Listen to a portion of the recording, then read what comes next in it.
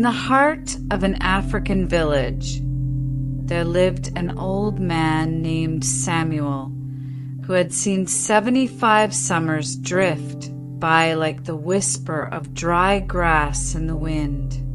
Samuel's name once rang with laughter and merriment. He was a figure remembered for his vibrant parties, boundless cheer, and the reckless abandon with which he spent his youth. From boyhood through the fullness of adulthood, Samuel embraced every pleasure life could offer him, turning his back on caution, ignoring the gentle warnings of his elders, and believing passionately that the days of tomorrow could always wait. Samuel worked with skilled hands as a carpenter, shaping houses and crafting sturdy tables, earning enough coin to set himself on a path toward security and comfort. Yet day after day, he frittered away his earnings on wine and women, throwing lavish feasts, staying out under the stars until the first light of dawn, always surrounded by music, laughter, and people who flocked to his side not out of true friendship, but for the excitement and extravagance he provided. Samuel was the heartbeat of every celebration, the man who could fill a hut with warmth simply by raising a glass, his kindness stretched thin behind a self-indulgent smile, never thinking for a moment that time and money were not infinite. His mother sometimes sat beside him, her eyes weary with worry, pleading in a gentle voice, "Samuel, tomorrow is never certain, my son. Save for it. Preserve your strength and your wealth, for the days will come when laughter cannot fill your belly." Her words, woven with love and wisdom, floated past Samuel's ears, drowned by the clamor of joy and the soft promise of youth eternal. He would often reply, "Mama, why think of suffering when life gives us music? Let us dance. Let us drink." And so the years tumbled onward, each rolling into the next with wild abandon. Samuel became known throughout the region not for his craft, but for his generosity at the tavern and his gift for entertaining visitors. His home grew quieter each morning after the parties ended. Girls pressed his palm with warmth, but seldom his heart, and his money slipped away faster than the babbling waters of the river that cut through their village. While others built lives, planted fields, and raised children, Samuel lingered on happiness that never lasted longer than the night. As the light of youth slowly faded and friends began to settle or pass away, Samuel found that the world he had built was built on sand. His once strong body faltered. His back curved, his legs ached, and each morning brought the anxious question of where to find bread. The women who smiled at him had long gone to richer company.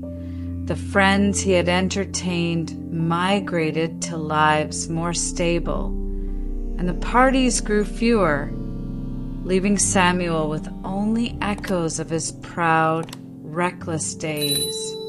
He realized, too late, that pleasure vanishes while need endures. Samuel's house, a modest mud dwelling with a leaky roof and a broken bed, became his only sanctuary. He spent his days sitting outside, stick in hand, watching the children of the village play in the sun, their shouts full of promise, their futures unwritten.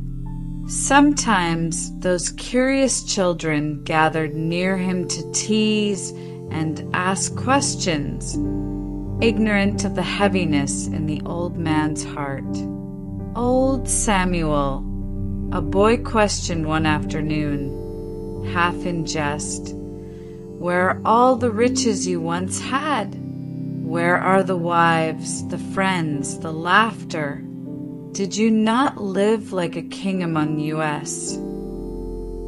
Samuel gazed at him, the sunlight glinting off his sad eyes, and replied in a trembling tone, "It is true, my children. I had much once, money, companionship, feasts. But see now it is all gone. I let my days slip by, thinking they would never end, and the wealth I wasted cannot return. These pleasures are like butterflies.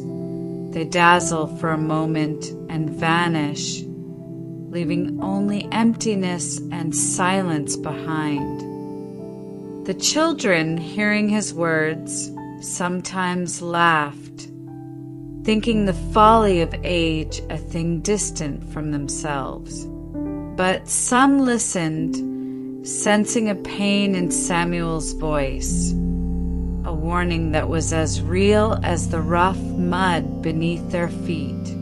Samuel told them more. "When you are young, you feel invincible, filled with energy.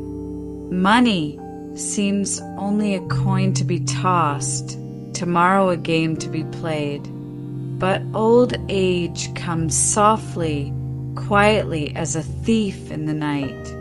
It robs you of strength and opportunity. If you have only laughter for comfort, you will soon hunger for what you never cared to save." Samuel's heart was burdened most not by his poverty or physical discomfort.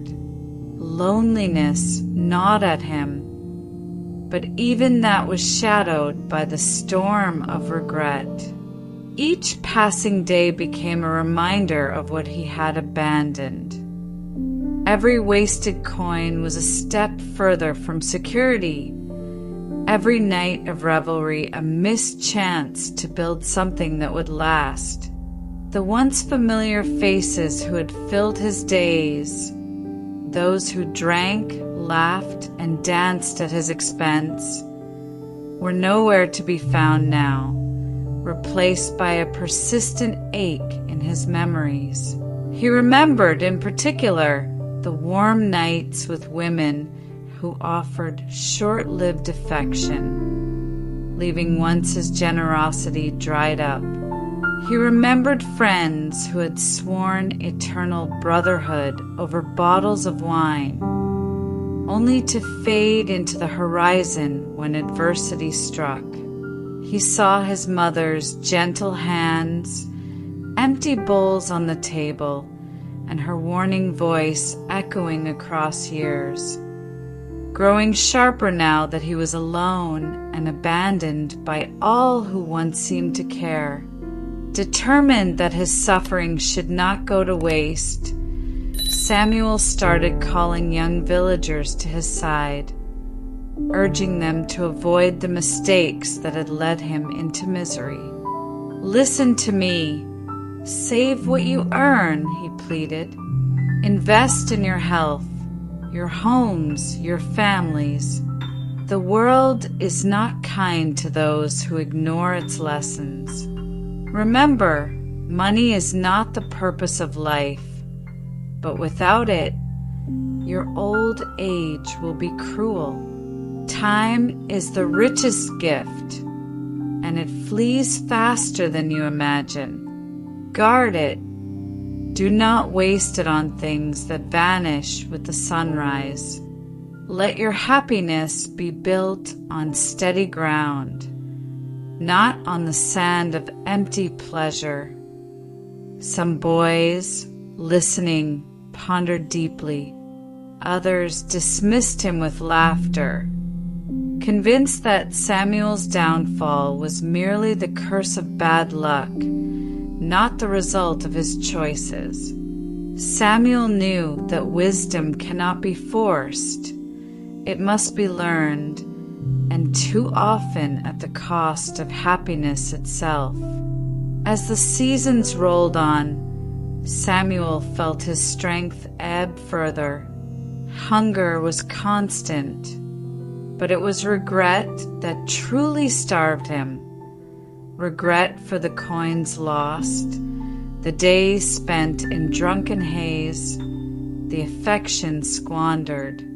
At night, when the moon sailed above the savannah and the world lay silent, he spoke to the darkness, confessing his sorrow.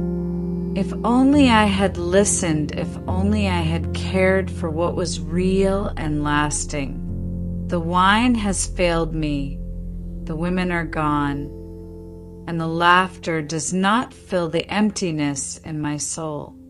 All I have are lessons bought with pain.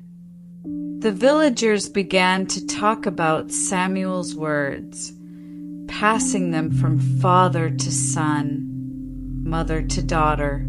His reputation as the wild man of the past yielded to another, the teacher whose lessons were heavy, whose pain spoke louder than any advice.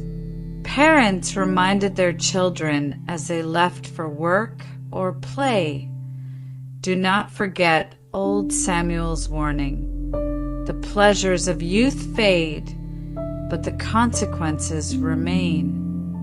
One chilly evening, Samuel walked to the river, leaning on his stick, moving with the slow certainty of a man preparing for saying goodbye.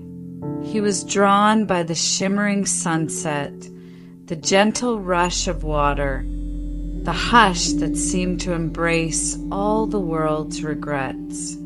There, on the riverbank, he whispered his sorrow to the stars, mourning for the life he wasted, praying that someone, perhaps even one child, would hear his lesson and save themselves from his fate. The next morning, with the sky pale and the air fresh, a passerby found Samuel resting near the river, his face serene, his hands folded around his stick. The villagers gathered, mourning not just his death, but the echo of the truth he had carried. Samuel was gone, but his final words lingered, settling deep into the hearts of those willing to learn. From that day forward, Samuel's story became more than just a tale of wasted wealth. It was a living warning, a reminder that regret is the hardest sorrow to bear, and that a life spent recklessly brings pain only understood when youth has vanished forever. His legacy was not in children or riches, but in the advice he left behind, sobering for many, life-changing for a few, a sad and necessary reflection for all who chase temporary joy at the expense of future peace.